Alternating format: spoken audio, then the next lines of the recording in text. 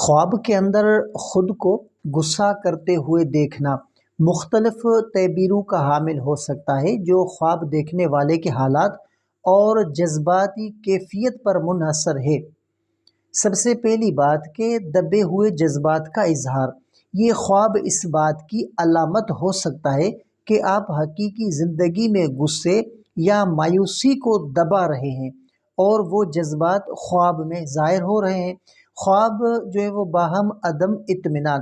خواب میں غصہ دیکھنا اس بات کا اشارہ ہو سکتا ہے کہ آپ اپنی زندگی میں کسی معاملے سے ناخوش ہیں یا کسی مایوسی کا سامنا کر رہے ہیں۔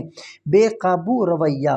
یہ خواب اس بات کی جو ہے وہ تنبیہ بھی ہو سکتا ہے کہ آپ کو اپنی جو ہے وہ جذباتی کیفیت پر قابو پانے کی ضرورت ہے، تاکہ غصے کی وجہ سے کوئی نقصان جو ہے وہ نہ ہو سکے۔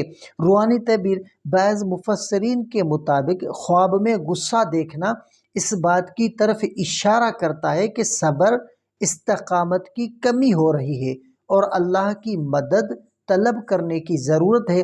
اگر خواب بار بار آئے تو خود جو ہے وہ احتساب، دعا اور استغفار کرنا بہتر ہوتا ہے، تاکہ اندرونی جو ہے وہ انسان کو سکون حاصل ہو سکے۔